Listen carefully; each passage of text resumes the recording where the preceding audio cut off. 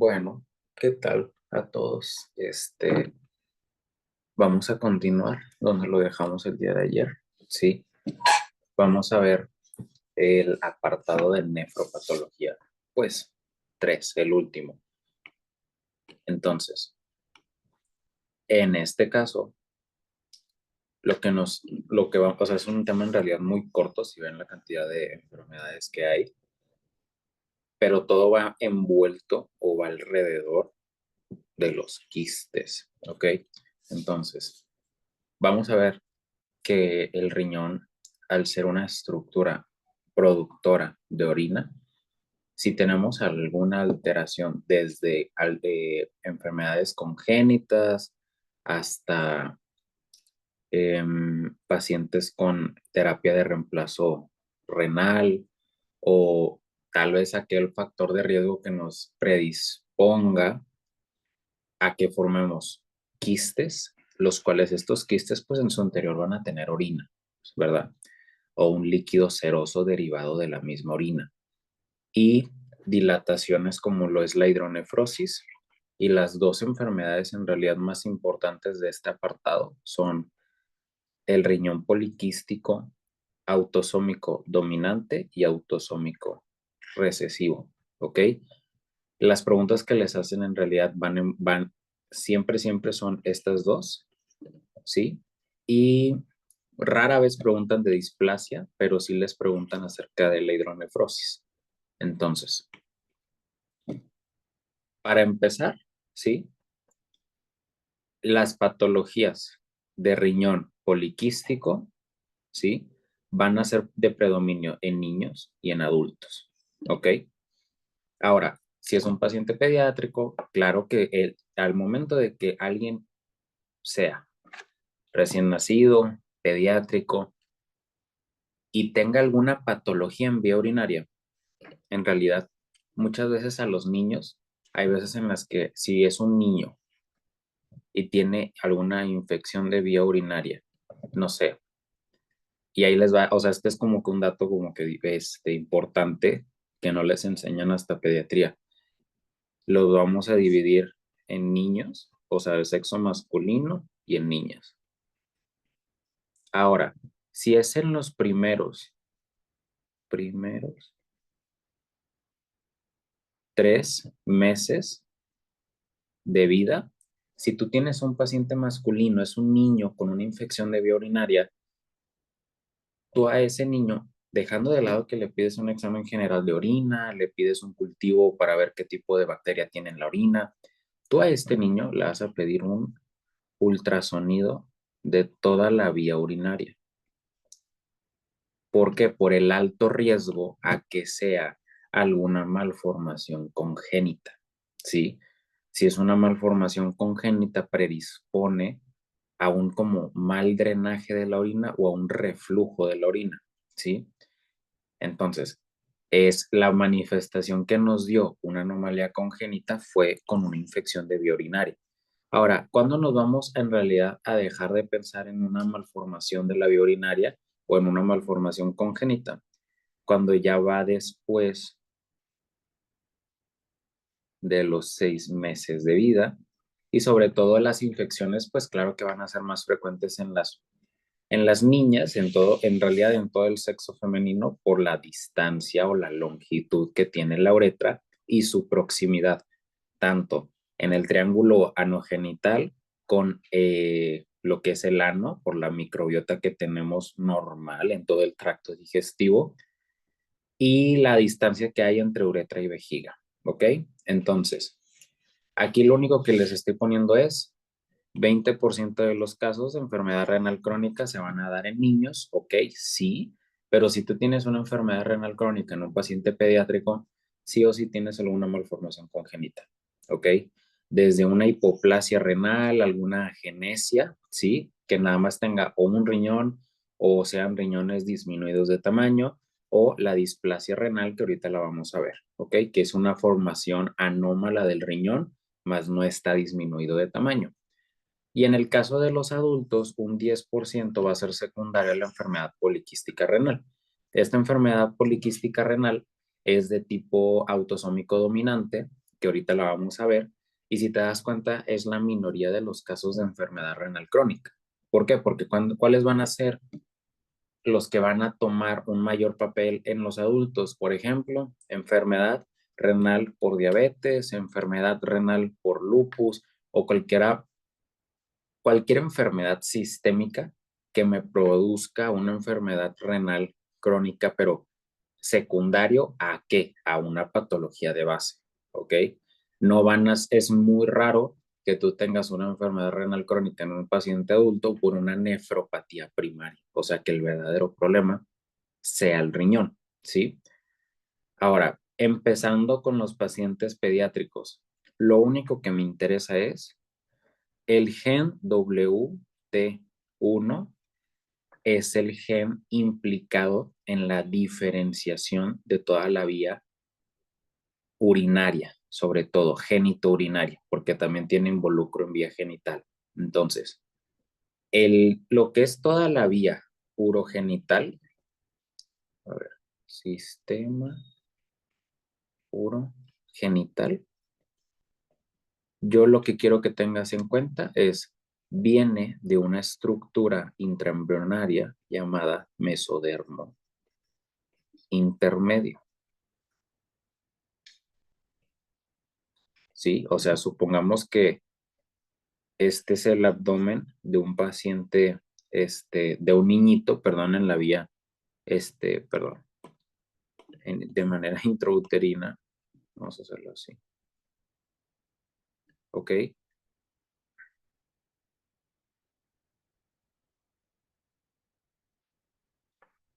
Entonces, supongamos que estamos en la cavidad abdominal. Esta es la cavidad que se formó por el saco vitelino, ¿sí? Y aquí vamos a tener dos tubos, dos pilares, ¿sí? Que van a estar en la línea sagital, o sea, paralelos a la línea media. Y esto es el mesodermo intermedio, el cual necesita de la vía genética o la diferenciación a través del gen WT1, ¿sí? Entonces, el gen WT1 va a estar implicado tanto en el mesodermo intermedio para formar toda la vía urinaria, así como en la cresta gonadal. ¿Mande? ¿Alguien habló?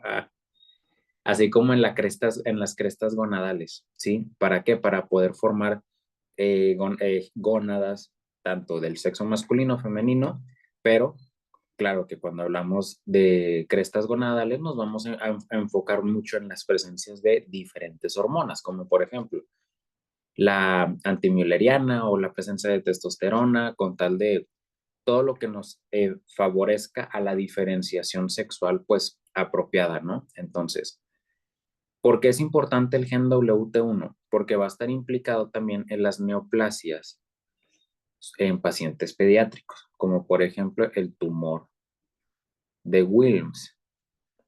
Y si te das cuenta, pues también tiene una W, el tumor de Wilms. Entonces, a pacientes que tengan igual mutaciones genéticas en este gen implicado en la diferenciación del sistema urogenital, pues van a presentar un nefroblastoma, que es la neoplasia que vamos a ver después.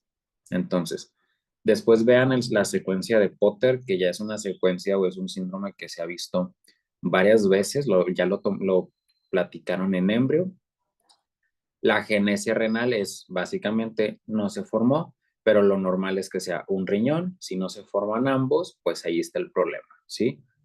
Que si las anomalías congénitas de riñón ectópico, cosa que tenga una mala posición, riñón en herradura, hipoplasia, pero al fin de cuentas, estas anomalías no te tienen que conducir sí o sí a una enfermedad renal crónica. ¿Por qué? Porque en el ectópico sí tienes riñones, más tienen una posición anómala. Riñón en herradura. Los pacientes llegan a una etapa adulta donde por X o Y razón se hicieron un TAC y esto fue un hallazgo incidental, o sea, nunca tuvieron problemas de, pues, en el riñón, ¿sí me explico? Tienen una buena o tienen una función preservada, ¿sí?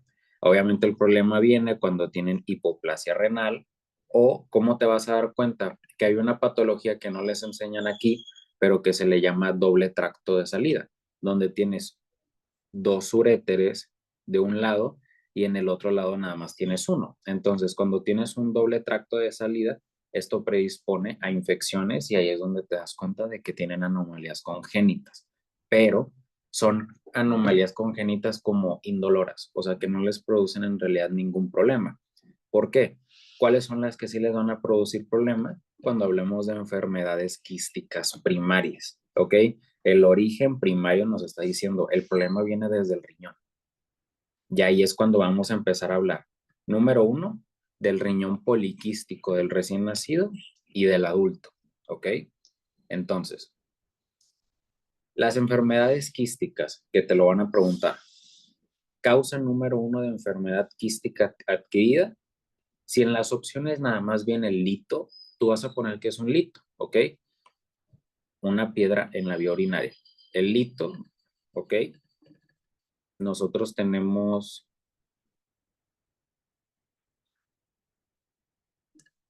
el riñón y el uréter. Si tú tienes el lito en cualquier en cualquier parte de los estrechamientos del uréter, es más probable que te produzca una hidronefrosis, que ahorita lo vamos a ver, hidronefrosis. Ahora, es probable que después de la hidronefrosis puedas presentar algún quiste intraparenquimatoso, ¿ok? Pero ahí el lito lo único que nos está produciendo es un mal drenaje de la orina, ¿ok? Un estancamiento de la orina, ¿con qué? Con la formación de dichos quistes. Ahora, si el paciente no tiene un lito y está en el contexto de una enfermedad renal crónica, existe la diálisis, ¿ok? Ahora, ¿cuál es el tipo de diálisis que aumenta el riesgo de quistes? La hemodiálisis. La diálisis peritoneal no produce alteraciones a nivel renal, ¿ok? La diálisis peritoneal produce problemas en el desbalance de los electrolitos, ¿ok? ¿Por qué? Porque en la diálisis peritoneal a las personas se les pone un catéter en la pared anterior del abdomen, casi siempre es abajo del ombligo, y lo que se utiliza es como una bolsa grandota que tiene una solución osmótica, ¿ok? Donde utilizamos la cavidad, no la cavidad peritoneal, sino la membrana, ¿ok? Que existe, la membrana del peritoneo parietal, y usamos esa membrana como una membrana semipermeable que permita la difusión y el gradiente de solutos. Entonces, como en la diálisis peritoneal estamos enfocados meramente en el abdomen, no hay un compromiso vascular del riñón. O sea, el riñón pues no funciona, pero la forma en la que nosotros estamos eliminando los productos de desecho son a través de una membrana, que es la membrana peritoneal, y no hay problemas de quistes en los riñones. ¿Cuándo viene el problema? Cuando utilizamos la hemodiálisis, ¿ok? En la hemodiálisis, siempre el primer paso para un paciente en diálisis es diálisis peritoneal y número dos, la hemodiálisis. ¿Por qué? Porque la hemodiálisis conlleva otro tipo de complicaciones. Una de ellas son quistes. Entonces, las dos causas de quistes adquiridos, ¿sí? Que no naciste con ellos y los adquiriste, piedras o hemodiálisis, ¿ok? Más adelante vamos a ver todas las malformaciones congénitas, pero enfócate nada más en esos dos términos que te dije, de diálisis y de litos, ¿ok? Ahora, si nosotros hablamos de las enfermedades quísticas, ¿ok? Tanto adquiridas como congénitas. Todas estas son enfermedades quísticas primarias, pero tú lo que vas a ver es un quiste. La pregunta es, ¿por qué tengo un quiste? Ah, bueno, es porque tienes tal patología. Ok, pero ¿cómo se formó ese quiste? Número uno, proliferación de las células epiteliales renales. ¿Cuáles son las células epiteliales renales? Todas las células de los túbulos. Tanto túbulos contorneados, tanto que si proximal, que si distal, pero sobre todo los túbulos colectores, la parte distal de todo este sistema, el que se encarga de recolectar la orina, más no de la absorción o reabsorción, ¿sí? Porque acuérdate, túbulo contorneado proximal, que si asa de Henle o contorneado distal, tienen un componente donde ellos lo que hacen es reabsorber los túbulos colectores, ¿sí? Ellos se encargan de nada más almacenar la orina. Entonces esos túbulos colectores son los que empiezan a proliferar de manera anormal. Ahora, ¿qué se va a acumular en el interior de estos quistes? Orina, ¿ok? Líquido, el único líquido que pasa por el riñón es la orina, eso es lo que se empieza a acumular, ¿ok? Y empezamos a tener anormalidades en la membrana basal de los túbulos o la matriz extracelular. Por eso se forma ese espacio para que crezca el quiste, ¿sí? Entonces, hay una clasificación que está muy curiosa, que nada más la he visto aquí en Pato, o sea, no la he visto que lo utilicen en otro lado, que es una clasificación de Potter, así como la secuencia de Potter, el síndrome. Entonces, aquí lo que vamos a hacer es dividirlo en 4 clases. 1, 2, 3 y 4. ¿Ok? Ahora, las 2 enfermedades que vamos a ver, que me interesan que a ti no se te olviden, es riñón poliquístico del recién nacido y riñón poliquístico del adulto. ¿Ok? No pasa nada si en algún momento a ti se te olvida la displasia renal, la nefronoptisis, el riñón en esponja, etc. ¿Sí? Yo lo que no quiero que se te olvide es el riñón poliquístico del recién nacido y el riñón poliquístico del adulto. La clasificación número 1, que involucra al riñón en esponja, el poliquístico del recién nacido y la nefronoptisis, entran en la categoría 1 llamada gigantismo de los túbulos o gigantismo tubular. Eso lo que nos está diciendo es, los túbulos están haciendo grandotes, pero sobre todo los túbulos del sistema colector, ¿ok? El, el número 2 dice inhibición ampular precoz. La displasia renal es tejidos diferentes al riñón están presentes en el riñón, o sea, tenemos un tejido desordenado, el cual no debería estar ahí. Entonces, la categoría 2 nada más tenemos a la displasia renal. El tipo 3, ¿sí? Nos está hablando de anomalías en las ámpulas, ¿ok? O sea, en la parte de la pirámide renal, cuando se están formando los cálices menores y mayores, o en el intersticio. Y ahí es donde entra el riñón poliquístico del adulto. Y en la tipo 4 es obstrucción uretral intrauterina, ¿ok? Donde el paciente tiene alguna obstrucción y nos forma la hidronefrosis o quistes subcapsulares. Ahora, esta división o esta clasificación en realidad es muy raro que tú la llegues a encontrar. Simplemente acuérdate de las enfermedades que te hice hincapié del riñón poliquístico y ya después al final vamos a ver esta tablita, que esta tabla es la única que en realidad te tienes que aprender, ¿ok? Entonces, comenzando con el riñón poliquístico del recién nacido. Hay una enfermedad que nosotros habíamos visto al inicio del curso en la patología, de vía biliar extrahepática, donde yo te había comentado que habían enfermedades cuando se formaban quistes en el hígado, que también predisponía quistes en el riñón. Bueno, esta enfermedad poliquística del recién nacido, la primera pregunta que te van a hacer es, ¿qué tipo de enfermedad es? Y tú vas a poner que es autosómica recesiva, ¿ok? Para que sea autosómica recesiva, tú necesitas tener a los dos papás, ¿sí? Que son los papás del niño, que los dos estén afectados, ¿ok? ¿Por qué? Porque este gen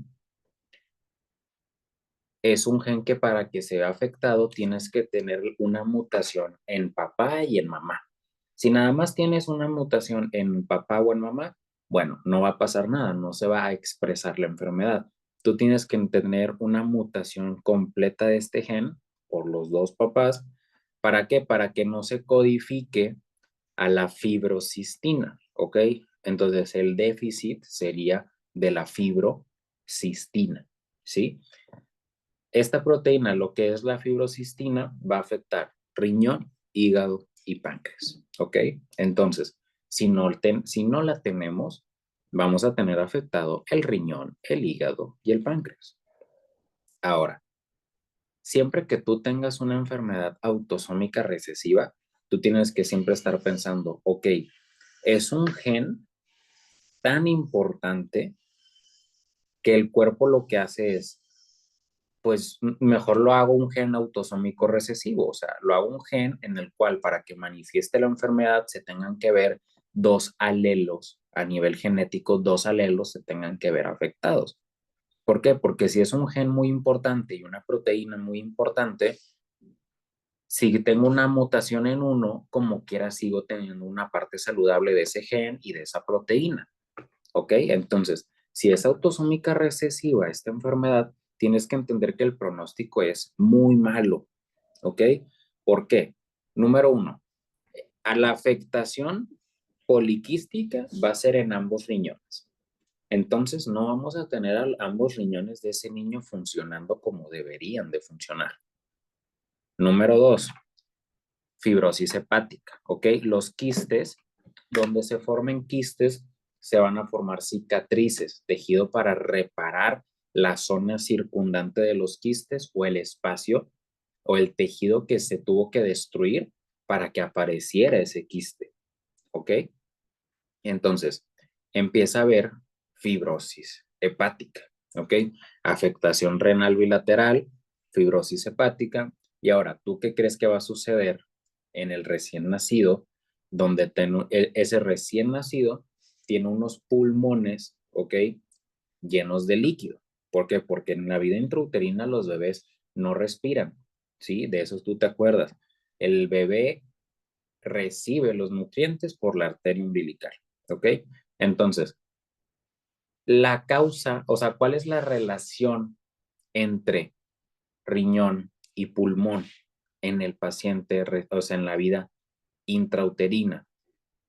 Como tú necesitas tener un adecuado volumen de líquido adentro de esos pulmones, tú lo que necesitas es que los riñones estén funcionando bien. Al momento que los riñones empiezan a tener alteraciones en la capacidad de producción de orina, porque acuérdate que el bebé produce orina y esa orina el bebé la consume, o sea, el bebé se traga la orina. Y luego ese líquido tiene que pasar a los pulmones para que los pulmones sigan llenos de líquido, ¿sí? Para que al momento de que ese pacientito nazca, todo ese líquido se reabsorbe y ya tienes unos pulmones bien formados, con surfactante pulmonar, etc. Entonces, si no empiezan a funcionar esos riñones porque el niño tiene una enfermedad autosómica recesiva y tiene afectado a ambos riñones, no va a estar produciendo orina y esos pulmones, como no tienen líquido en su interior, ¿sí? O sea, aquí supongamos que debe de tener líquido en su interior. ¿Para qué? Para que mantengan y conserven su tamaño, para que el bebé cuando nazca tenga un buen tamaño de ambos pulmones. Entonces, el niño tiene una afectación renal bilateral porque tiene enfermedad poliquística. Esos pulmones van a disminuir de tamaño. ¿Por qué? Porque aquí ya no hay líquido. O sea, el líquido que había ya no existe. ¿Ok? Se colapsan, se hacen chiquitos. ¿Ok? ¿Por qué? Porque dentro de los pulmones de un recién nacido, tienen una elevada presión, ¿sí? Intraalveolar. ¿Ok? ¿Por qué? Porque el bebé está nadando en agua. El bebé no puede utilizar sus pulmones. Los pulmones tienen una presión tan elevada que se colapsan. Y esto conduce a una hipoplasia. O sea, no solamente no tienen el tamaño adecuado, sino que están disminuidos de tamaño, no se formaron. ¿Por qué? Porque pues no hay líquido, porque no hay riñón, ¿sí? Y la formación de estos quistes por la mutación de la fibrocistina afecta a, a los túbulos colectores, ¿ok? Estos túbulos, o sea, el problema no viene de los túbulos contorneados proximales, ni distales, ni asa de Henle, ni nada de eso.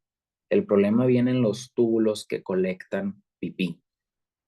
No hay pipí, no hay pulmón, ¿ok? Y luego la mutación de la fibrocistina, pues conduce a la fibrosis hepática, ¿ok? Y que no se te acuerde, que no se te olvide, categoría 1, gigantismo de los túbulos, porque estos túbulos gigantes son los que forman los quistes en el recién nacido. Y en la enfermedad que sigue es el riñón poliquístico del adulto, donde es ahora lo contrario. ¿Por qué un paciente presentaría la enfermedad hasta que es adulto?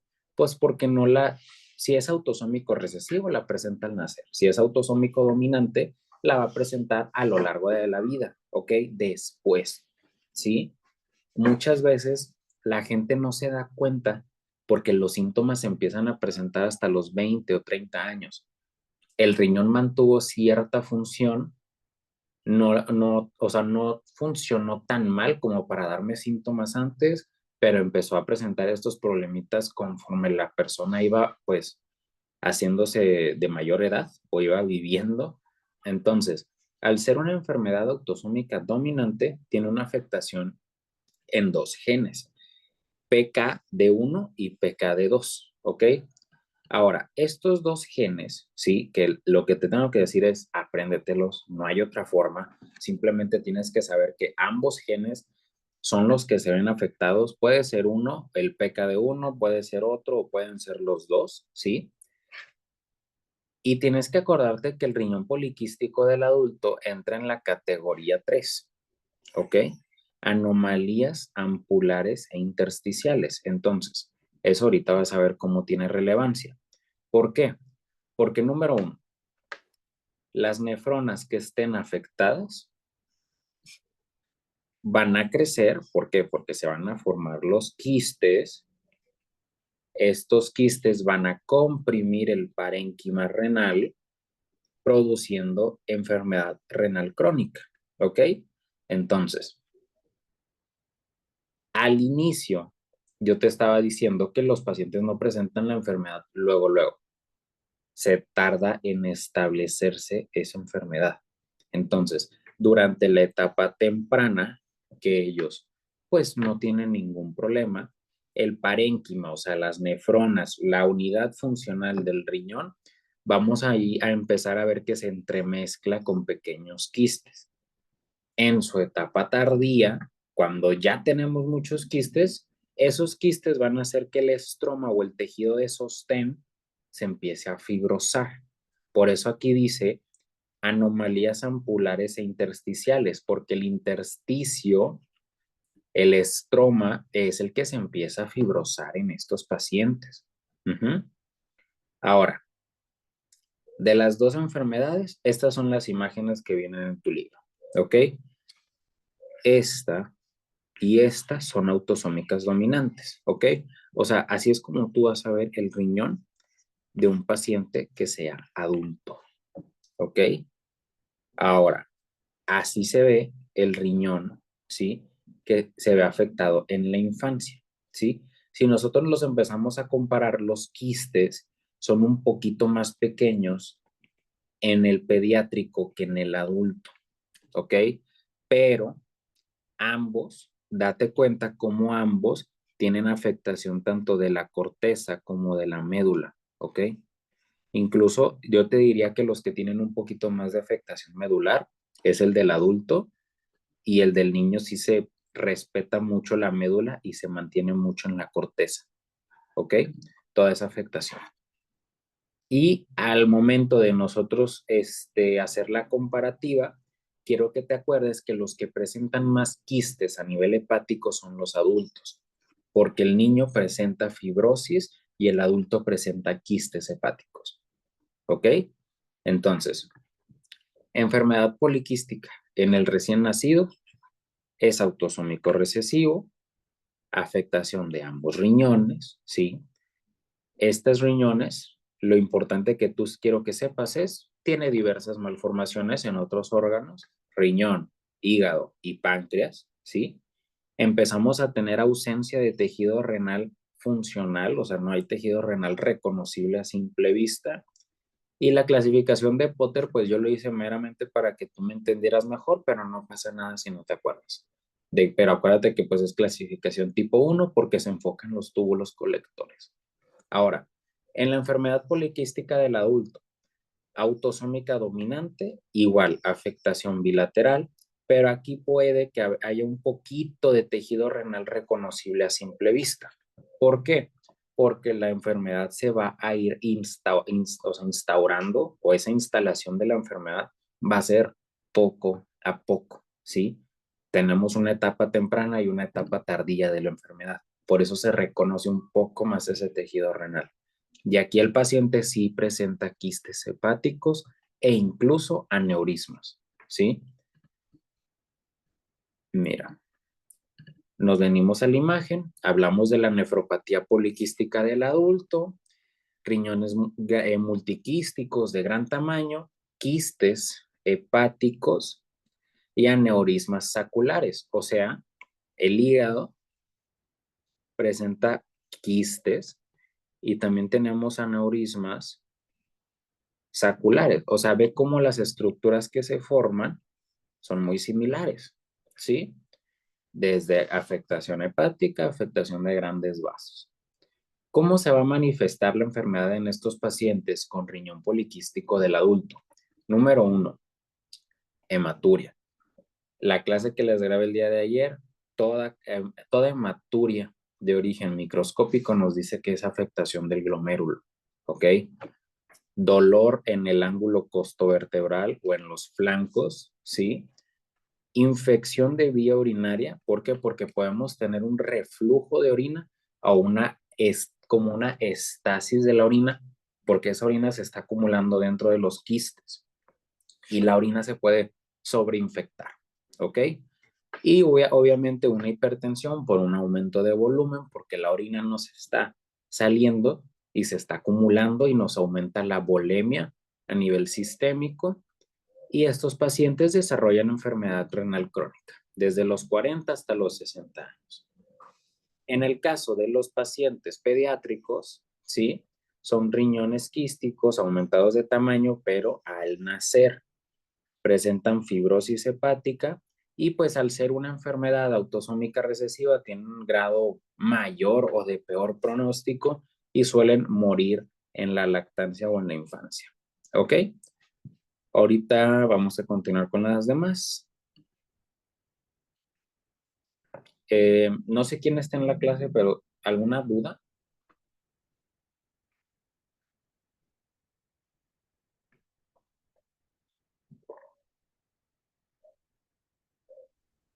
Hasta ahorita no. Ay, tenía que tomar café, se me secó la boca. Ok, ahora,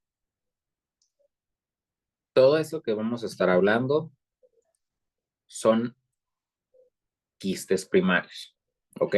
No tiene aquí nada que ver la diálisis, ¿ok? No tiene nada que ver la terapia de reemplazo renal, sino la enfermedad quística medular o riñón en esponja, como su nombre lo dice, ¿dónde va a estar afectado? La parte de la médula, ¿ok? Entonces, ¿qué hay en la médula de un riñón? Los túbulos colectores, los cálices mayores, el sistema pielocalicial, ¿ok? Entonces, si me está diciendo que tiene afectada la médula, lo que va a tener afectado son los túbulos colectores. Entonces, hay un gigantismo tubular, ¿ok? Ahora, ¿cómo se puede presentar este gigantismo tubular? Hematuria. Puede ser una hematuria un poco más macroscópica, o sea, una hematuria visible a simple vista.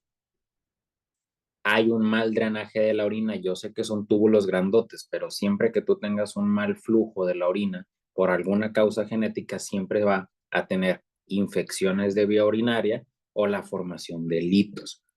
Ahora, ¿por qué estos litos?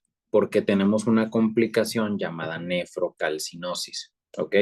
podemos tener una calcificación de estos túbulos colectores, los cuales el depósito de calcio, ¿sí? A nivel de pelvis renal, o sea, de la médula, puede hacer que los litos también se formen por el mismo depósito de calcio, ¿sí?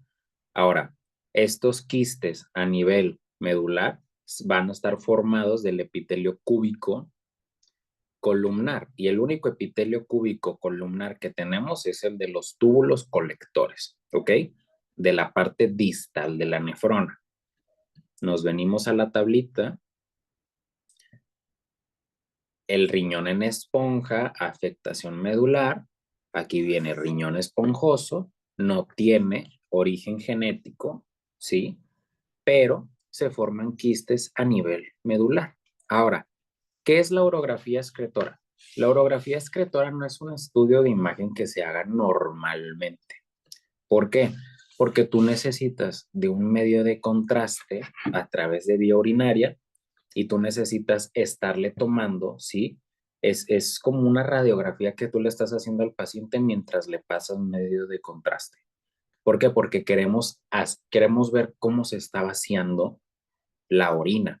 Entonces, tú la urografía no la vas a hacer a alguien que no le hayas hecho antes un ultrasonido, una tomografía o algún estudio que tú puedas ver, oye, es que sabes qué, no me gusta cómo se ve la médula de los riñones, no me gusta cómo se ve el riñón, yo sospecho que tenga tal, vamos a hacerle una urografía excretora. Vamos a pasarle medio de contraste mientras le tomamos radiografías, que pues sí, mientras le tomamos rayos X, vemos cómo va saliendo el contraste y vemos cómo se empieza a acumular a nivel de la médula.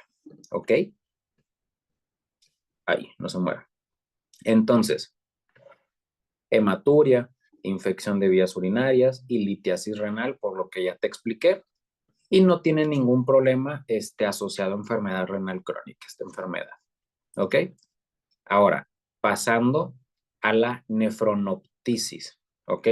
La nefronoptisis es una enfermedad que nos afecta a la médula. ¿Ok? Continuamos con las enfermedades que nos afectan a la médula renal. Múltiples quistes medulares. ¿Ok? Pero los quistes medulares se van a encontrar en la unión córtico medular, ¿ok? O sea, nosotros tenemos a nuestro riñoncito. Uy.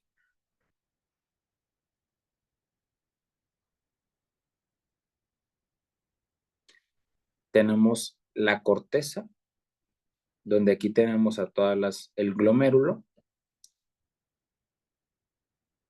y la unión córtico medular sería esta de aquí, ¿ok? ¿Qué vamos a tener en la unión córtico medular o en la unión de la corteza con la médula? Los túbulos distales, o sea, lo que hay antes de los túbulos colectores, ¿ok? Ahora, esta nefronoptisis puede ser un caso esporádico, un caso aislado que nunca se había presentado antes, o puede asociarse a una forma que se le llama juvenil familiar, ¿ok? Donde pues es una familia que tiene una predisposición aumentada a tener este tipo de enfermedades, o hay una que se asocia también o sea, que sea igual, síndrome genético con una displasia desde riñón y con una afectación de otros órganos. Pero esta forma es la más rarísima, ¿ok? Entonces ni te molestes en acordarte de ella. Entonces, pasando a la nefronoptisis, la forma más frecuente es la nefronoptisis juvenil familiar. Si es autosómica recesiva, por eso nos dice que es un síndrome genético que está presente en una familia.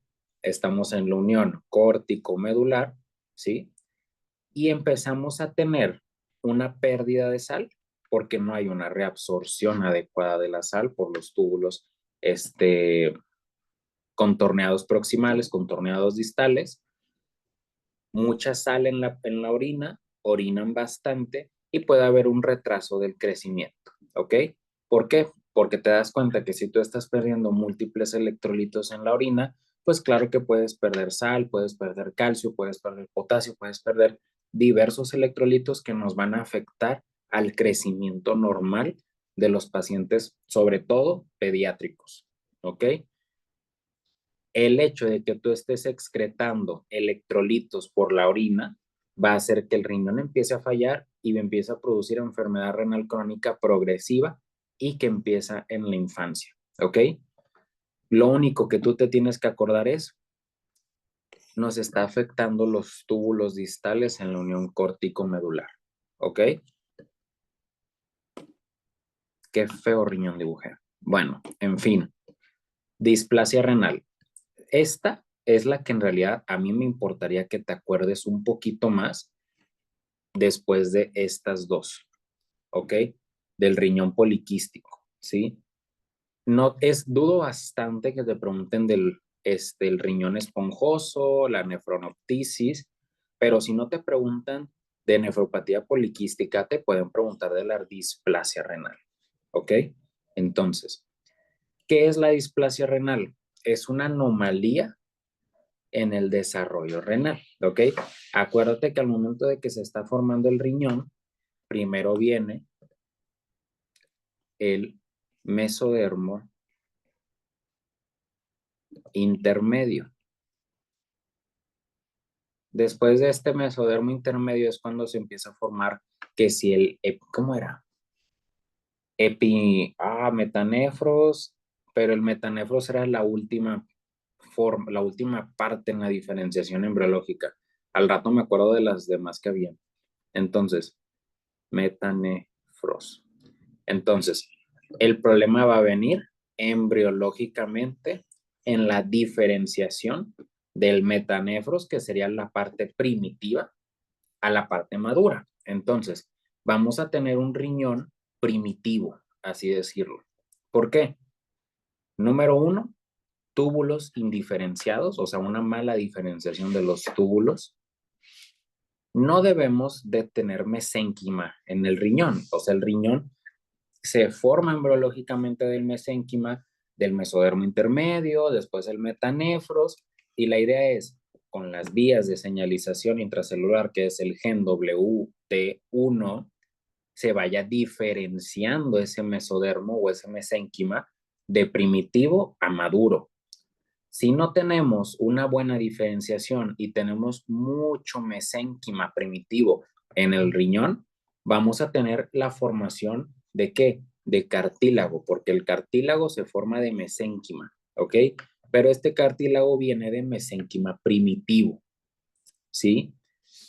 Este tipo de casos normalmente es unilateral, ¿sí? Pero pues también puede haber casos que sea bilateral y pues ni modo. Entonces, secundaria a una anomalía, ¿ok? En la diferenciación de la metanefrina. La metanefrina, en conjunto con el gen WT1, que ya te había mencionado al inicio, nos ayuda a la diferenciación de ¿qué? Del metanefros, ¿ok? Entonces, vamos a tener un tejido desordenado a nivel renal. Todo esto es intrauterino, esto es congénito, esto es en pacientes pediátricos, ¿sí? Ahora, cuadro clínico, vamos a tener una masa en el abdomen de los pacientes pediátricos. Si es bilateral, nos va a producir una disminución en la producción de orina. Un paciente con anuria nos puede producir secuencia de Potter, que ahorita ya ustedes lo verán con tiempo. A lo que voy es disminución en el líquido de los pulmones. Si no hay líquido en los pulmones, hay hipoplasia pulmonar y el paciente se muere. ¿Ok? ¿Cómo vamos a ver al microscopio un riñón? Tejido heterotópico, o sea, cartílago. ¿Ok? Cartílago y metanefros primitivo, indiferenciado. Igual. Estos pacientes con displasia renal producen insuficiencia renal, ¿sí? Y si es unilateral, se les puede hacer tratamiento quirúrgico o una nefrectomía, ¿ok? Te tengo que quitar el riñón. Ahora, la transformación quística renal o obstrucción es la tipo 4. Aquí en este tipo 4 van a entrar los litos que nos puedan, o las piedras en el riñón, que nos puedan, ureterolitiasis, si lo quieren poner más nice, que nos formen hidroureter, hidronefrosis o dilatación vesical. Si tú tienes una dilatación vesical, ¿dónde estaría el quiste? ¿En uréter o estaría en la unión ureterovesical o estaría adentro de la vejiga o en dónde?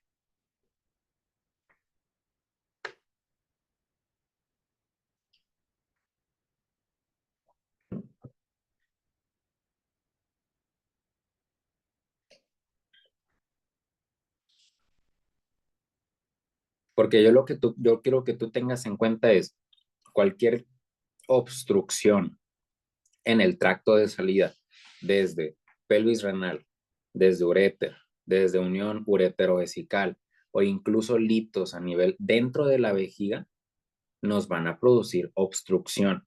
¿Por qué? Porque hay algo que nos está tapando la vía de salida. La vía de salida es la uretra, ¿ok? Entonces, ¿qué tipo de dilataciones vamos a tener? Sobre todo hidronefrosis, si está a nivel de uréter, dilatación en vejiga, si el lito está en vejiga y nos está obstruyendo bastante ese flujo de orina, o sea, incluso yo te diría que estaría a nivel de uretra, el lito, y nos estaría produciendo un globo vesical por la dilatación vesical, o sea, globo, un globus, un globo vesical. Y sí, o sea, en realidad ya más o menos ya les expliqué toda esta tablita. Entonces, échenle un ojo, por favor, en específico a estas dos de acá arriba que les puse. Esta y esta, ¿sí? Porque te las van a preguntar. Y aparte de esas que te van a preguntar, les voy a mandar la clase, pero necesito que también se aprendan estas glomerulonefritis que igual les expliqué en el video. En el video no les puse cuáles quiero que te aprendas. Yo quiero que te aprendas todas, ¿ok? Necesito que te aprendas todas. Y si no te puedes aprender todas, apréndete las que circulé aquí en rojo, ¿ok? Al último puedes dejar que si la glomerulosclerosis focal o segmentaria, membrano proliferativa, pero todas las demás que yo te puse, de aquí, de estos dos temas, de nefropatología 2 y 3, te pueden hacer fácil 5 o 6 preguntas, ¿ok? O incluso poquito más. Entonces, ya se las expliqué, necesito que vean los videos, ¿sí? Entonces, antes de continuar con las infecciones de vías urinarias, con los litos y todo eso, vamos a ver este último apartado. Voy a dar o sea, bueno, voy a tomar un descanso de 10 minutos para poder tomarme mi cafecito y vamos a terminar el día de hoy hasta acá. Infección de vía urinaria y neoplasias de riñón y de vejiga, ¿sí? ¿Para qué? Para cuando después veamos las demás clases, vamos a ver genital masculino, genital femenino. Ahora, enfermedades quísticas adquiridas, los quistes simples. ¿Por qué se van a formar los quistes simples? Litos y diálisis, hemodiálisis sobre todo. Litos y hemodiálisis. Ahora, ¿cuál es otra enfermedad que me gustaría que tú tuvieras en cuenta? La hidronefrosis. ¿Por qué?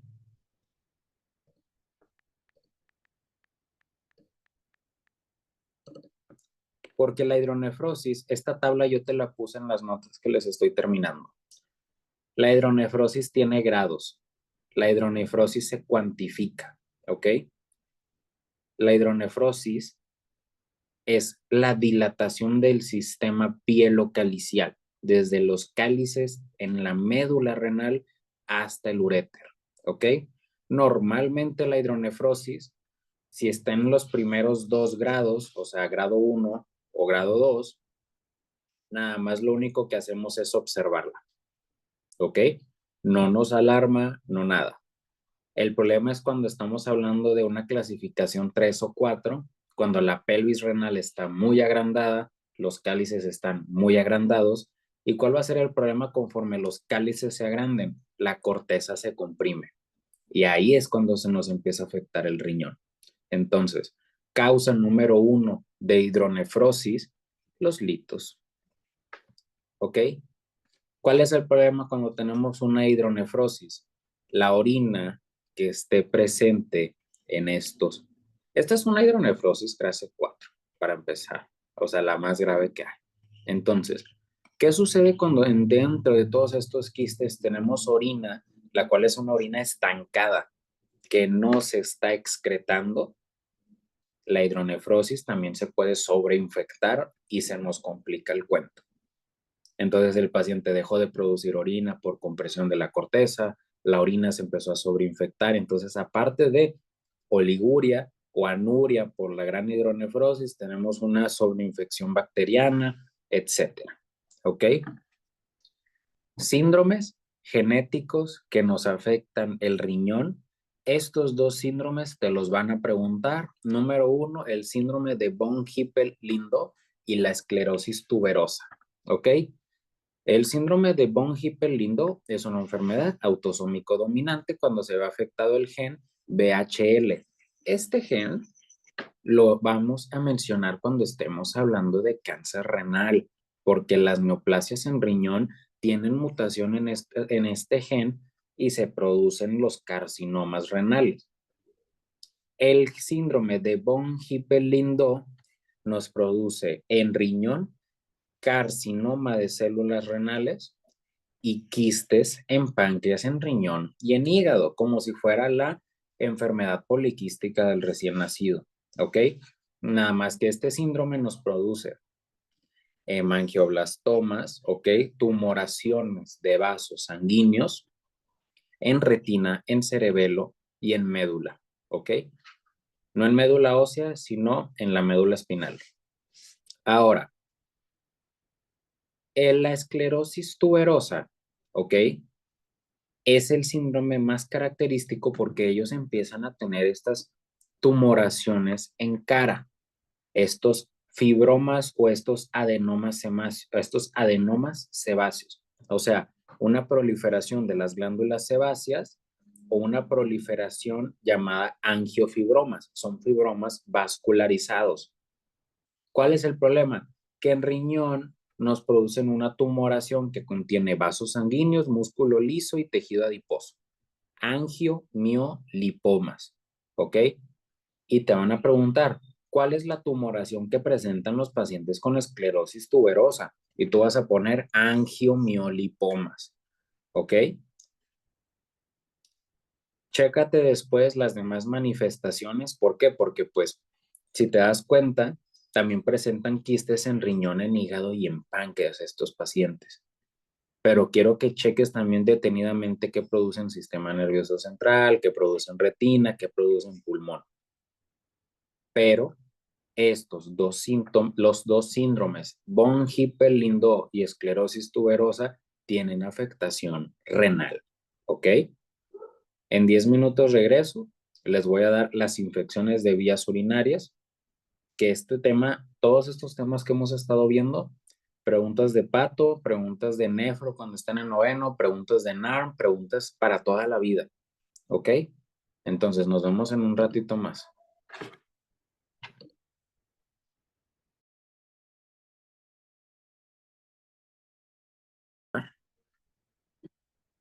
Con las infecciones de vías urinarias, ¿ok?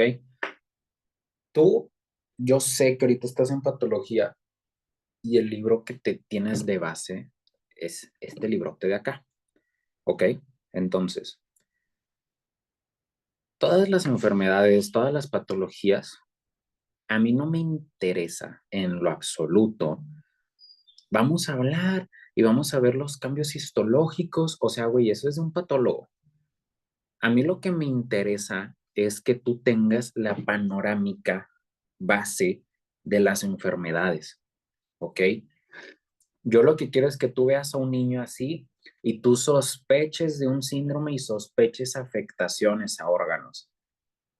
Tú no eres nefrólogo, tú no eres un patólogo, tú no eres un especialista, ¿ok? A eso voy. No intentes tampoco después del curso meterte al libro y gastarte horas y horas y horas y horas leyéndolo Porque número uno, te vas a perder más y número dos, no te lo van a preguntar en tu examen. O sea, lo que yo te estoy explicando es lo que tú necesitas para este punto de tu formación académica. ¿Por qué? Porque son temas que yo considero pueden ser un poco abrumadores, un poco bastante información, ¿ok? Entonces, si en algún momento ustedes se sienten perdidos, los que estén ahorita en la clase, interrúmpanme y después de que vean los videos y después de que estudien las dudas puntuales que tengas, yo te las explico, la duda que sea, ¿ok? Entonces, infecciones de vías urinarias es un tema que 100% les va a molestar a las mujeres. Ay,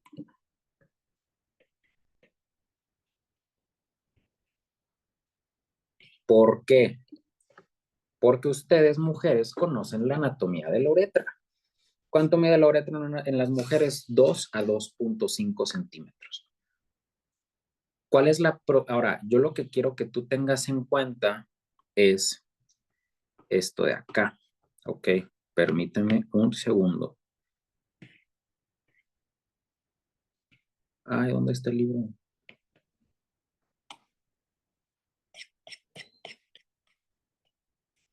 Vamos a meternos a este libro tan escabroso y tan, ¿cómo se llama? Tan postraumático llamado Grey de Anatomía. Ay, ¿dónde está lo de parte de Perine?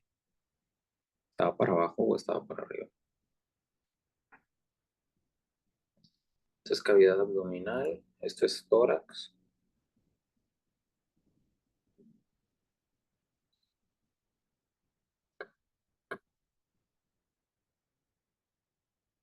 Mm, a ver si encuentro otra imagen que me guste un poquito más. Este es masculino, femenino, está acá arriba.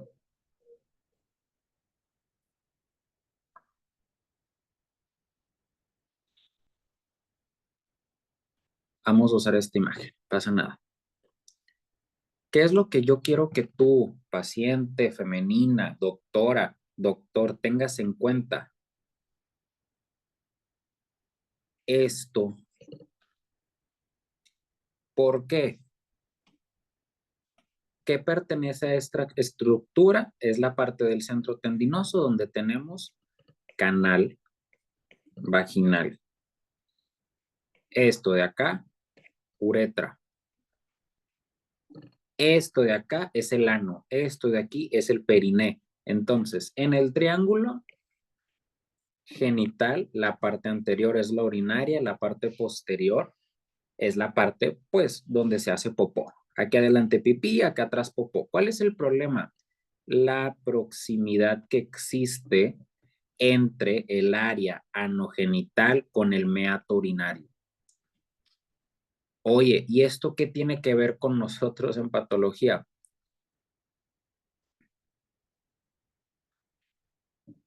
Esto, bacilos gram negativos y que aparte de eso son bacterias, número uno, enterobacterias, que de ahí ya te dice todo, y son bacterias anaerobias. ¿Dónde es un lugar donde tenemos una alta proliferación bacteriana y que no tenemos oxígeno en su interior? O sea, son bacterias que necesitan vivir a partir de la fermentación de carbohidratos en ausencia de oxígeno, en colon.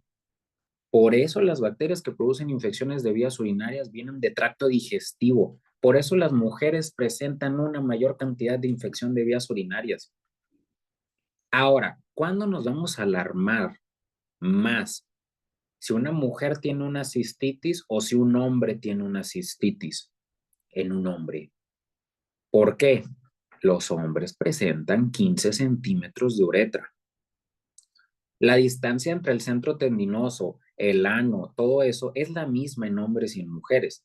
Lo único que no es lo mismo es la distancia de la uretra. Si un paciente masculino presenta una cistitis, tú ya de volada estás sospechando, puede tener cistitis, puede tener prostatitis, uretritis, y es más probable que ese paciente hombre se complique a una mujer. ¿Ok? Porque las infecciones en vías urinarias en mujeres se tratan de una manera y en hombres se utilizan antibióticos un poquito más potentes. ¿Ok? A una paciente más femenina, si tiene una cistitis, yo le puedo dar un antibiótico llamado fosfomicina, le puedo dar nitrofurantoína. Son antibióticos que tienen una concentración en orina impresionante. Pero ya a un hombre no le puedo dar lo mismo. Yo a un hombre le tengo que dar un antibiótico, le puedo dar una quinolona, le puedo dar antibióticos que se necesiten inyectar. Y eso me deriva a otros problemas. ¿Ok? Entonces, ¿yo qué quiero que tú tengas en cuenta desde ahorita? Tracto urinario superior o alto y tracto urinario bajo. Si todo empieza desde una vía urinaria baja, con una cistitis y con una uretritis, ¿ok? La mayoría de las veces. ¿Por qué? Porque tenemos infecciones que ascienden, ascendentes, desde aparato, o sea, sistema anogenital, la zona anogenital, que vayan ascendiendo por la uretra, que lleguen a la vejiga y que de ahí se pasen a hacer una infección de vía urinaria alta como una pielonefritis. Una pielonefritis es una afectación del riñón. Si tenemos una bacteria, o sea, imagínate, llega una paciente femenina, tiene 25 años, refiere que en lo que va del año, ahorita en noviembre, en lo que va todo este año 2024, ha presentado entre 6 a 8 episodios de cistitis, de infección de vía urinaria. Número uno, eso es un chingo, es bastante. ¿Cuál es el problema? Cuando la paciente te dice, es que tengo fiebre y me duele aquí en la espalda lumbar, ¿qué tal si tengo una contracción porque ayer me puse a cargar algo, pero es que también tengo fiebre? Y tú le preguntas, ¿cuántas infecciones urinarias has tenido? No, pues bastantes. ¿Y se te ha tratado con qué? Con antibióticos. Bueno, ¿qué tal si ahora la bacteria que tiene es una bacteria que sea resistente a los antibióticos que nosotros utilizamos? ¿Ok? Pregunta de tu examen. La gran mayoría de bacterias encargadas de infección de vía urinaria es E. coli. ¿Dónde está E. coli? En el colon, en el recto, en el ano. ¿Ok? Podemos tener infecciones ahora sí que bien diferentes. Que si Klebsiella, que si pseudomonas, que si estafilococos, incluso hasta infecciones por hongos en pacientes inmunosuprimidos. ¿Ok? Pero el 80% de estas infecciones son bacilos gram negativos, o sea, E. coli. ¿Ok?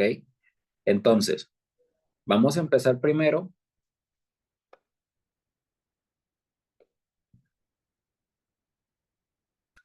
con las infecciones, pero yo quiero empezar aquí, de abajo hacia arriba. Una infección que fue ascendiendo. ¿Ok? La bacteria es E. coli, un gram negativo, y van a ser las mismas bacterias en cistitis y en pielonefritis. Ahora, toda mujer que ahorita me esté viendo o que esté en la clase, o sea, que estén aquí ahorita o que vayan a ver el video, que alguna vez hayan tenido una infección de vía urinaria baja, han tenido un síndrome urinario irritativo bajo, ¿sí? Ahora, estos síndromes urinarios, pujo, oye, es que necesito estar pujando más de lo normal para que tan siquiera me salga pipí. Y después termino de orinar y me siguen quedando bastantes ganas de orinar, o sea, siento que no vacío por completo la vejiga. Oye, ¿y cuántas veces has estado yendo al baño? Pues mira, aproximadamente 12 veces, 15 veces, o sea, salgo del baño y luego otra vez me dan ganas de meterme, pero es que estoy orinando muy poquito, pero muchas veces a lo largo del día, poliaquiuria.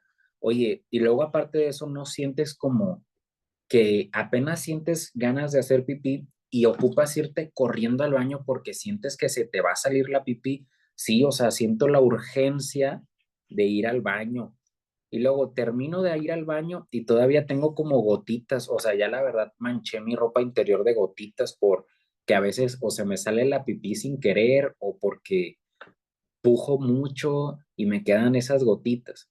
Oye, ¿ya has notado un cambio en la coloración en tu orina? Sí, he notado que la orina dejó de ser como amarilla, pero se ve como un poquito más naranjita, rojiza. O sea, yo la verdad vine porque creo que pueda ser sangre. Todo eso que yo te acabo de explicar en ese cuadro clínico hipotético se le llama síndrome urinario irritativo bajo. La infección está en la vejiga, aguda, horas, tiene horas que se instaló todo este cuadro.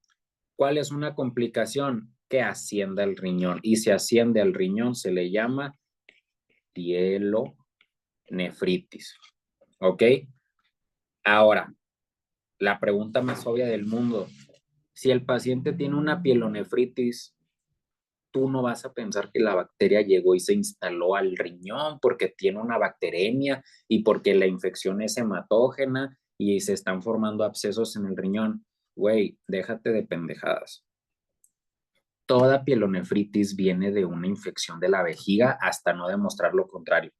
No te estoy diciendo que no estés ante un caso de una infección complicada porque sea un absceso, una bacteriemia, lo que tú quieras.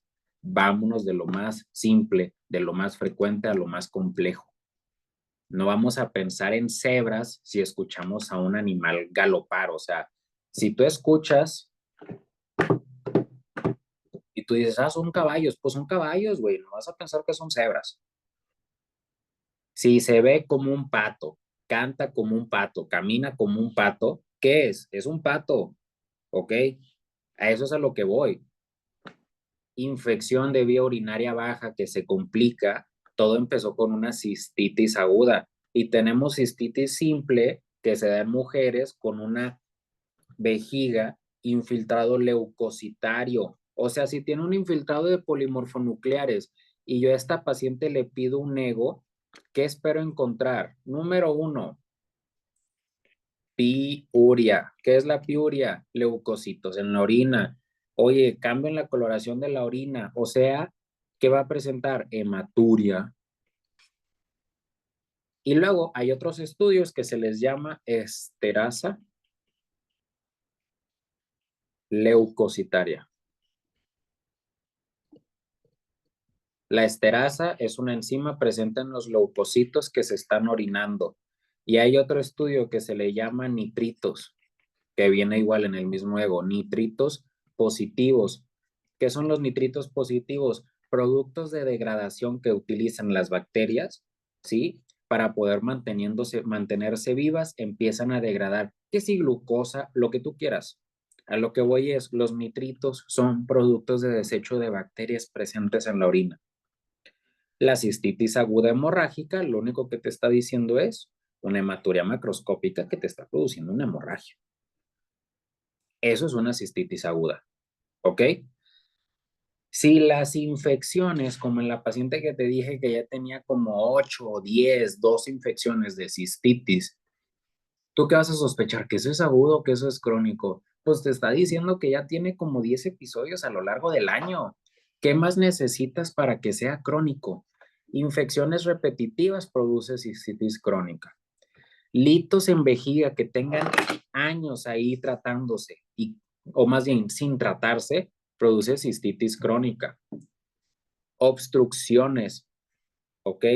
¿Cuál va a ser una cistitis? Si en un paciente hombre tú tienes síntomas sugestivos a cistitis, tú no vas a pensar que tenga un lito. Tú lo que vas a pensar es, ¿cuántos años tiene el vato? No, pues tiene como 50, 60. Ese güey tiene una patología en la próstata hasta no demostrar lo contrario. ¿Por qué? Porque va a entrar en las causas de tipo obstructivo.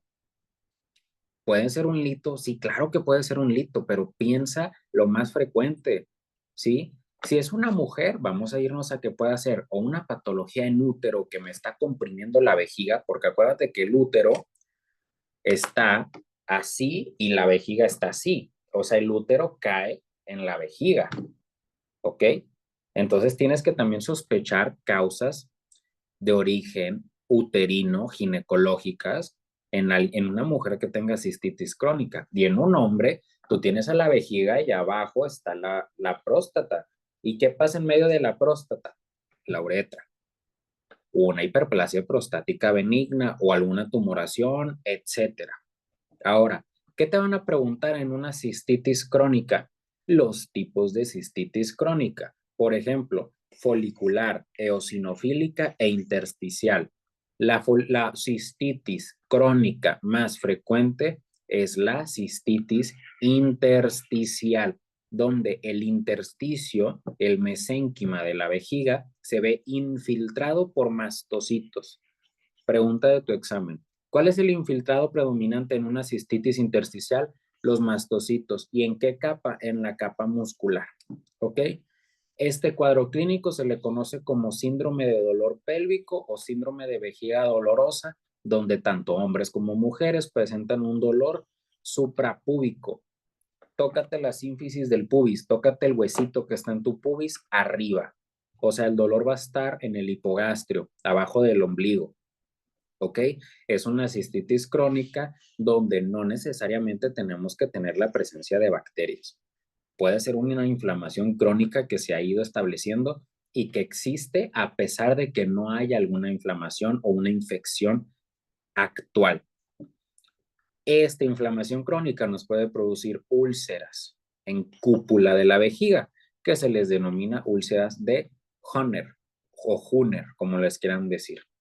A lo que voy es, la inflamación crónica establece un infiltrado característico. Si tenemos una cistitis de tipo eosinofílica, tú vas a pensar en dos cosas, o es algo alérgico o es algo parasitario, ¿ok?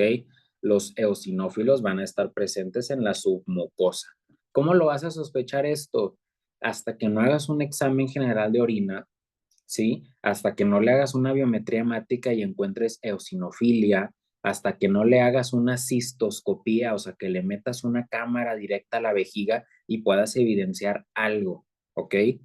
Por eso esta no te la preguntan, porque es rara. Y número 3, la cistitis folicular. ¿Qué es esto? Folículos linfoides en la submucosa de la vejiga, ¿ok? Una hipertrofia linfoide por episodios repetitivos de infecciones. ¿Ok? Ahora, una vez que hablamos de cistitis aguda y cistitis crónica, nos vamos a pasar a la pielonefritis aguda y la pielonefritis crónica. La pielonefritis es la infección del riñón. ¿Ok?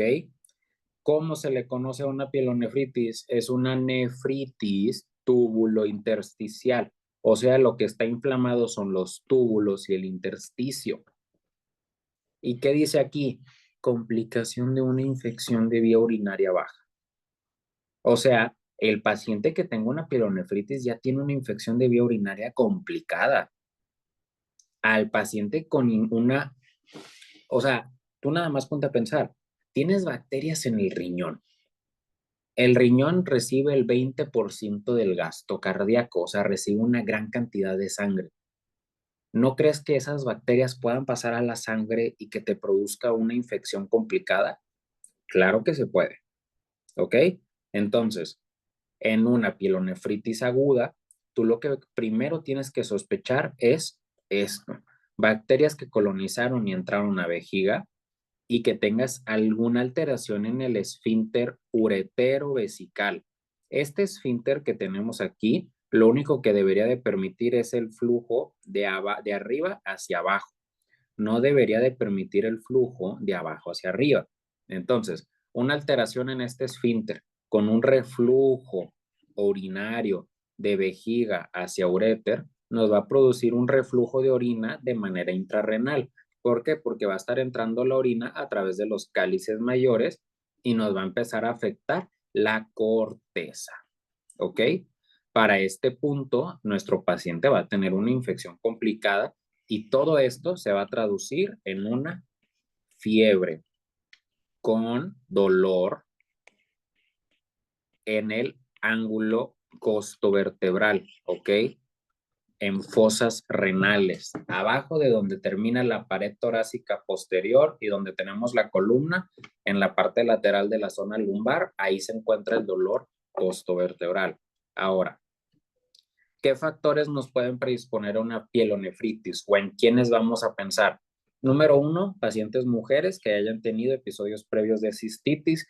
Número dos, obstrucción de vía urinaria, secundaria litiasis o secundaria a una malformación congénita que nunca le encontramos a la paciente, como lo que les comenté, una doble vía de salida, uréter duplicado, lo que tú quieras. Adquirido el embarazo. ¿Por qué el embarazo? Porque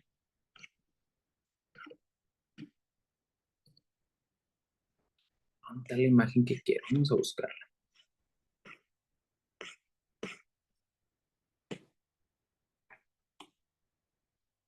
Les presento, ¿sí? A la cavidad pélvica, donde tienen a la vejiga, ¿ok? Y encima de la vejiga tenemos a un órgano que nada más su única función es almacenar a un bebé que está en anteflexión y en anteversión, sosteniéndose en la cúpula de la vejiga. Ahora imagínense que esta estructura de aquí crece a un tamaño donde empieza a abordar toda la cavidad pélvica y toda la cavidad intraabdominal. Todo ese peso que las mujeres embarazadas pueden aumentar 10, 15 o 20 kilos, todo esto siendo el bebé que está aquí adentro del útero. Entonces, ¿cómo crees que se encuentre esta vejiga en una paciente embarazada? Pues va a estar apachurrada y si han estado rodeadas de embarazadas se darán cuenta de que tienen una urgencia urinaria y están orinando constantemente, ¿sí? Entonces, toda esa orina que está aquí adentro va a tener una mayor presión y esa presión aumentada va a empezar a hacer que en la unión vesicoureteral empecemos a tener ese reflujo de orina. Por eso las embarazadas se les tratan las infecciones de vía urinaria rápidamente, ¿ok? Yo sé que ustedes todavía no lo saben, pero hay un concepto que se le llama bacteriuria asintomática, donde nuestra paciente no presenta ningún síntoma de infección urinaria, pero tiene bacterias en la orina.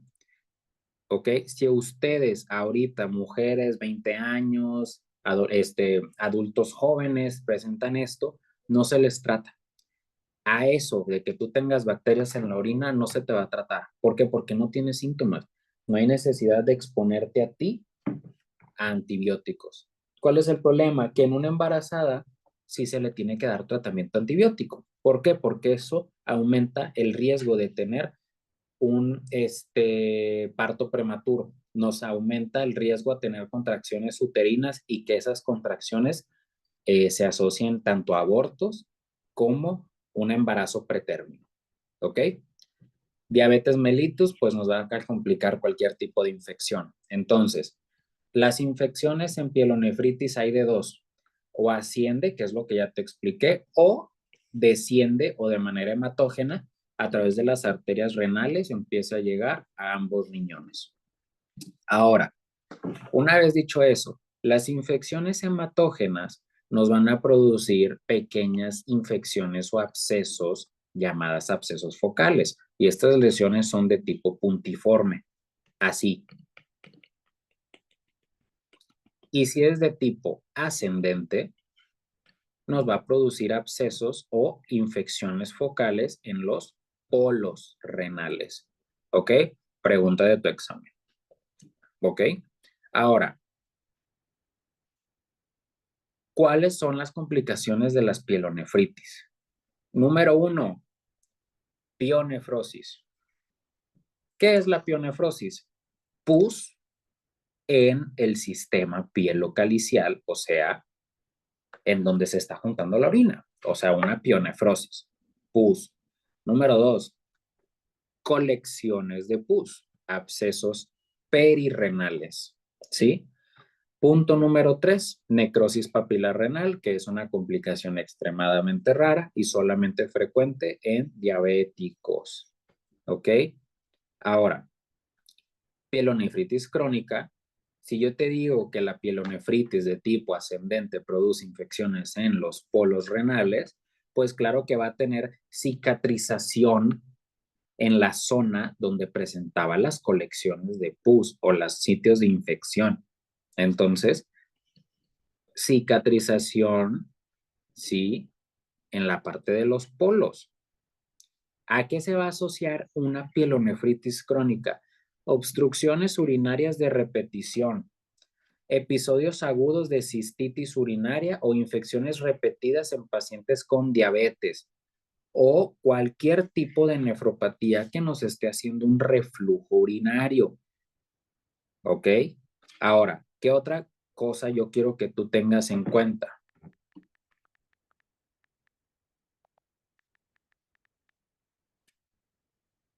El uréter es una estructura anatómica que recorre desde el retroperitoneo, ¿ok? Desde el área retroperitoneal, porque acuérdate que el riñón está en el retroperitoneo, ocupa atravesar toda la cavidad abdominal y ocupa llegar a la cavidad pélvica. Entonces el uréter se ve estrechado en múltiples puntos.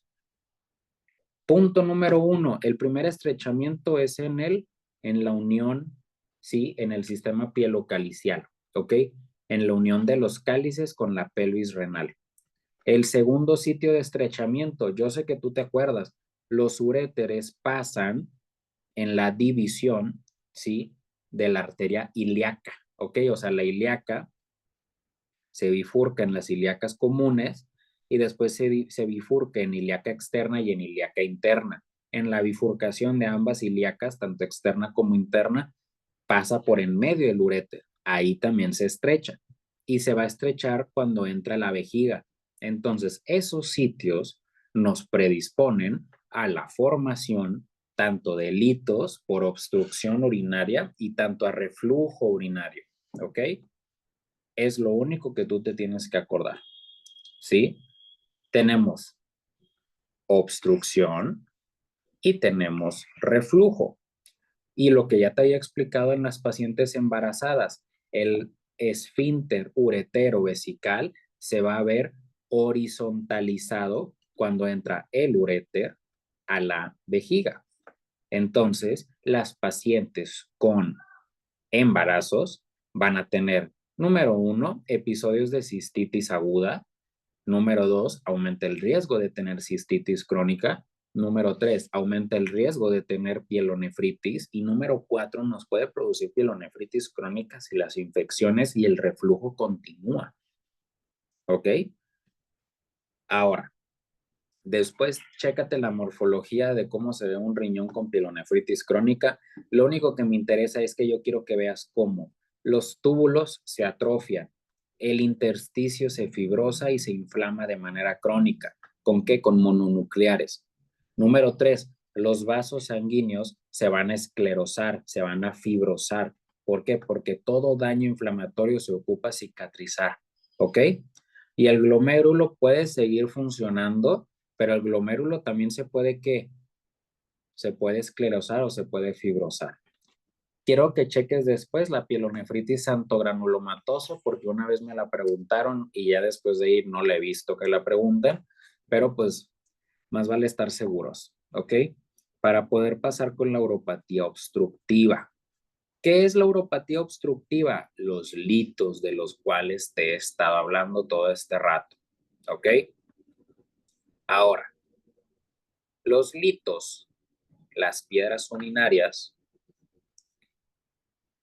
ya te dije que me pueden producir hidronefrosis por el reflujo urinario y por la obstrucción en la salida. Lo único que tú te tienes que aprender de los litos urinarios es en dónde se están formando. Por ejemplo, pueden estar en pelvis renal, pueden estar en cualquier punto del uréter, ¿ok? O pueden estar aquí en la unión uretero-vesical o pueden estar dentro de la vejiga, ¿ok? Si nosotros tenemos litos, se pueden ver atascados en cualquiera de estas porciones. Ahora,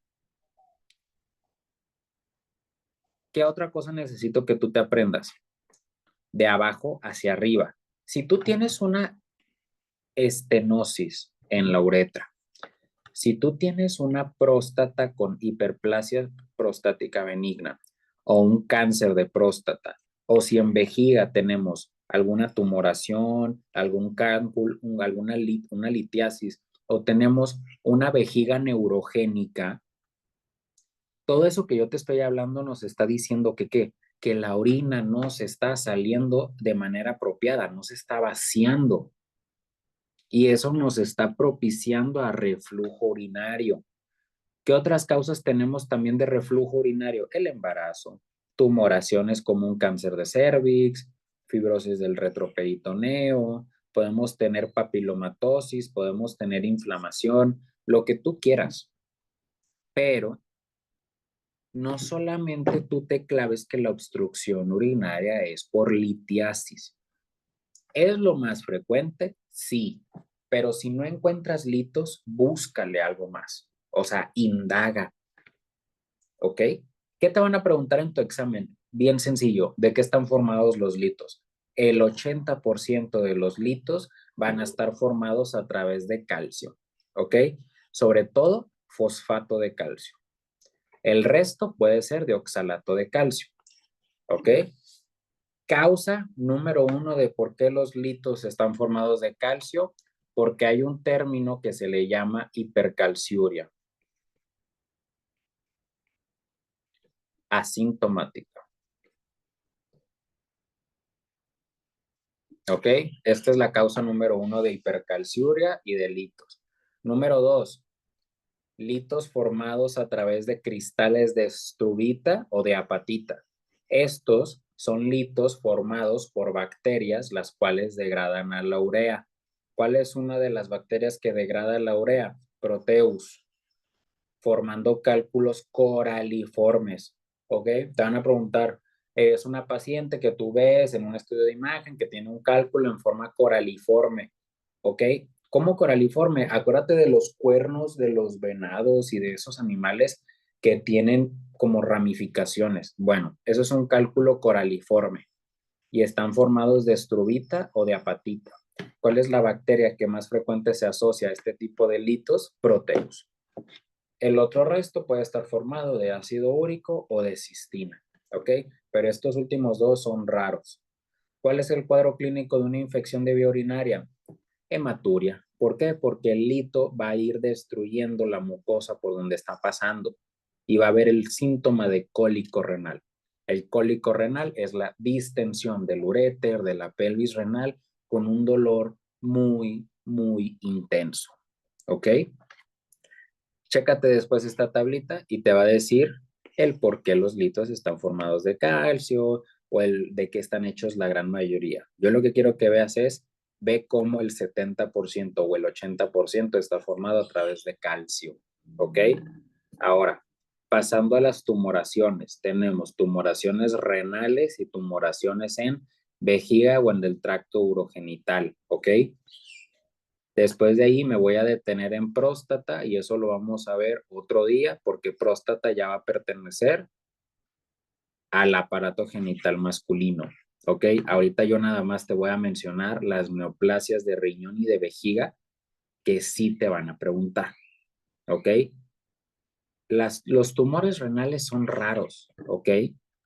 Tenemos neoplasias que son de tipo benigno como el adenoma y maligno como el carcinoma de células renales. ¿Ok? Esto de adenoma, angiomiolipoma, oncocitoma, quiero que lo veas tú por tu parte a tu tiempo. ¿Por qué? Porque eso no te lo van a preguntar. ¿Qué si te van a preguntar? Carcinoma renal. ¿Cuál es la mayoría de cuál es el subtipo más frecuente de carcinoma renal?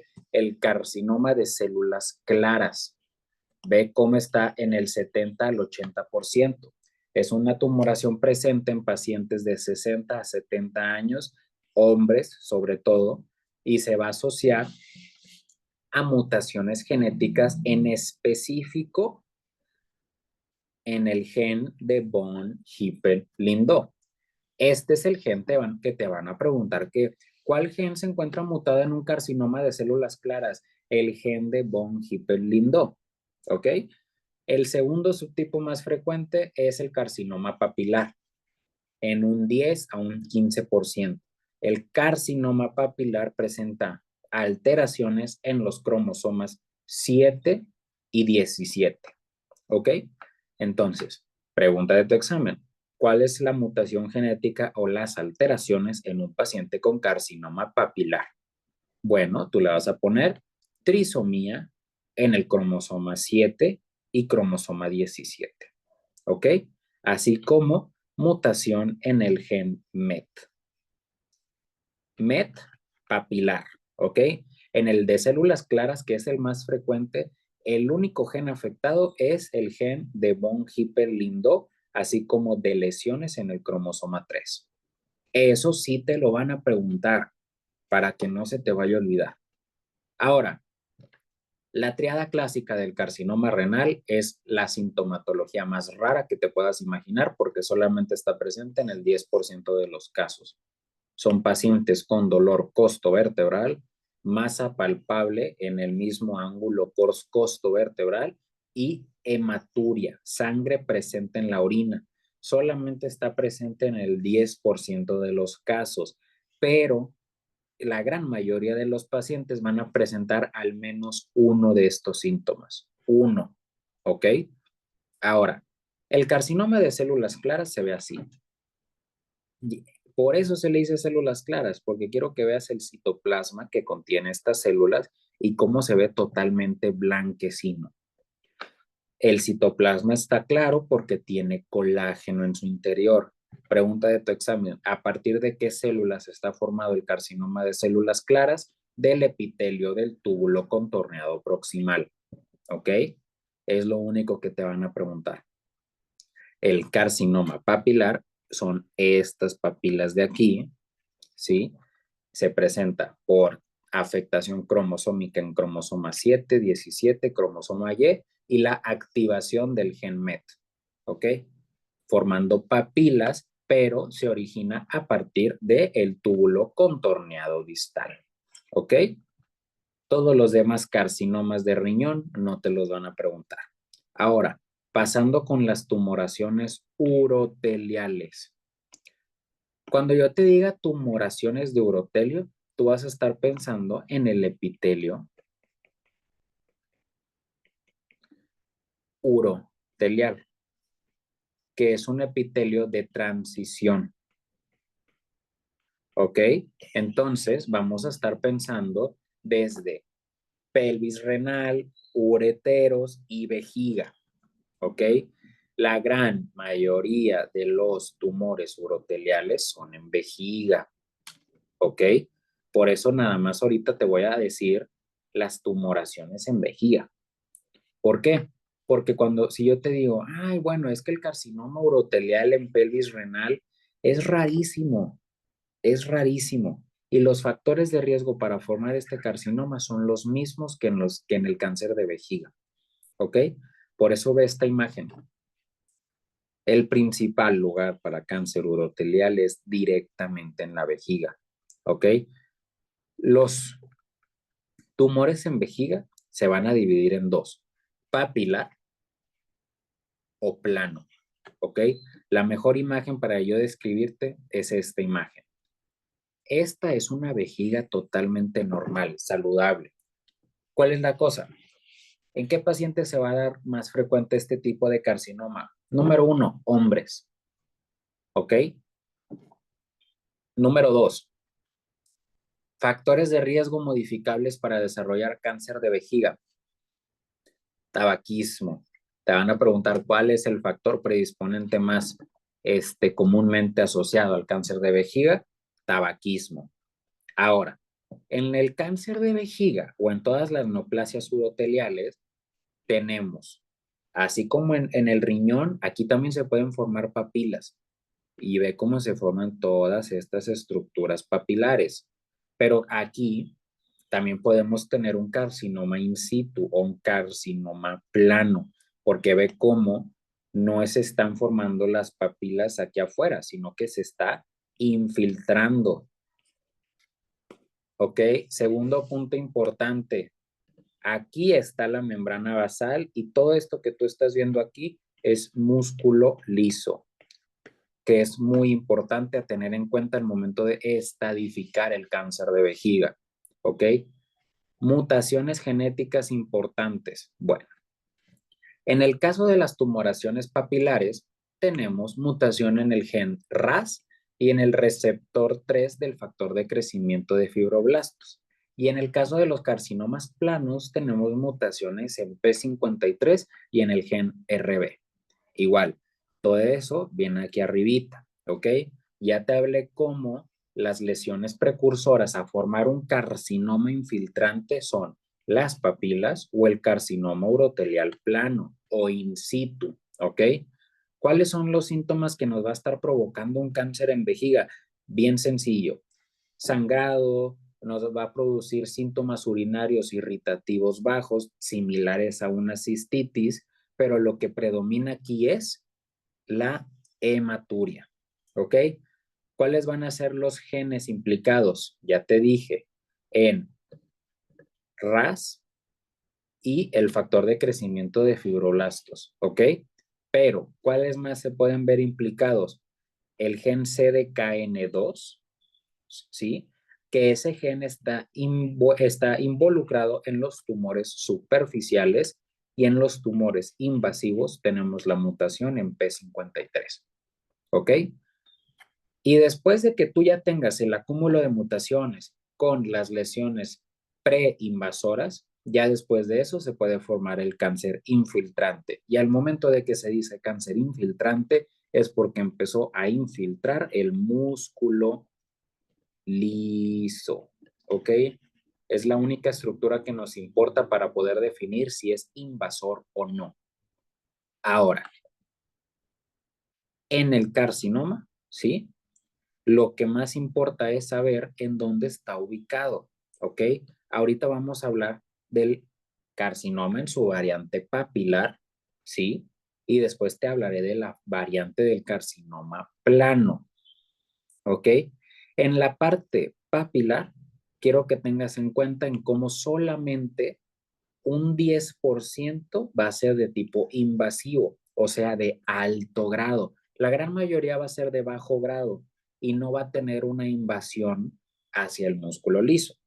¿Qué sucede cuando tiene una invasión hacia el músculo liso?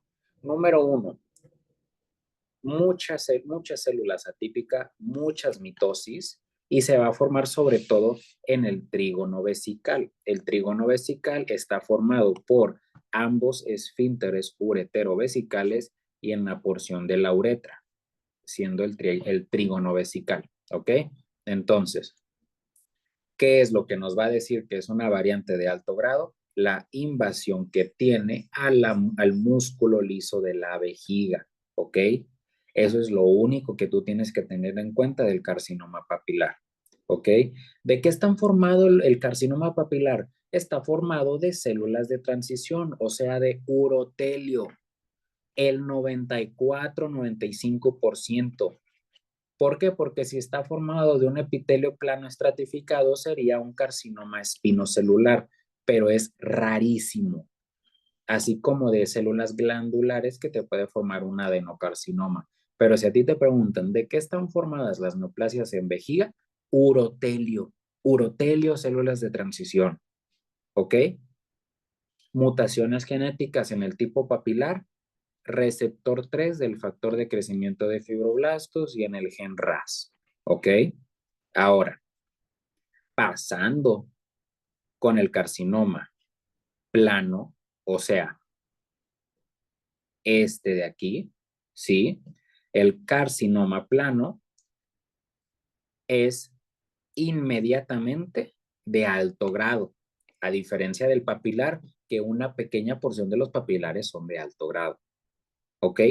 Al ser un carcinoma plano, la mayoría sí viene de urotelio, pero ¿qué te van a preguntar? Que el carcinoma plano es el que más frecuentemente puede estar formado a partir de células escamosas o células planas estratificadas.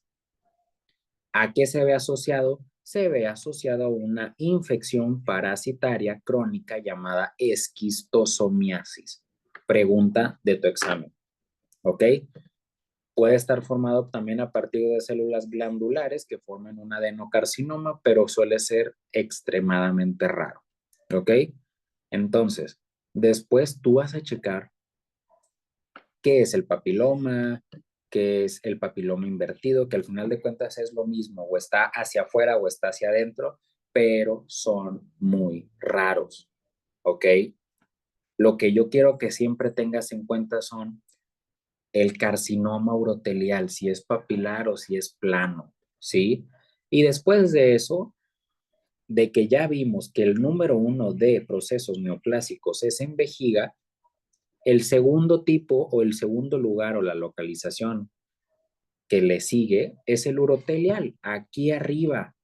Y los factores de riesgo son extremadamente los mismos. Para empezar, el tabaquismo. ¿Cuál es la variante más común? Papilar. ¿Cuál es el carcinoma urotelial o la variante morfológica más frecuente en el carcinoma urotelial en la pelvis renal? Papilar. ¿Ok?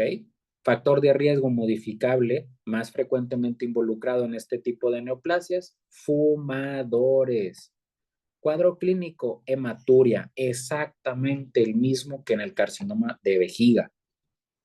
¿Qué me puede producir este carcinoma en pelvis renal? Hidronefrosis, pero si el carcinoma en vejiga es igual de grande, también se puede formar mucho reflujo y se puede producir hidronefrosis. O sea, entonces, el carcinoma urotelial, tanto en pelvis renal como en vejiga, ¿me producen los mismos síntomas? Sí, 100%. ¿Ok? Entonces, no te van a preguntar los papilomas para que ni te apures en si quieres leerlos o no.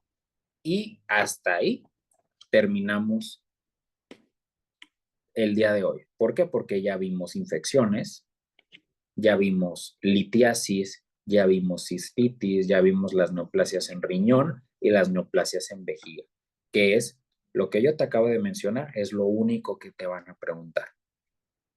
¿Ok? Acuérdate, por favor, de ver siempre esta imagen en el cáncer de vejiga. Por favor, acuérdate de las mutaciones genéticas, ¿sí?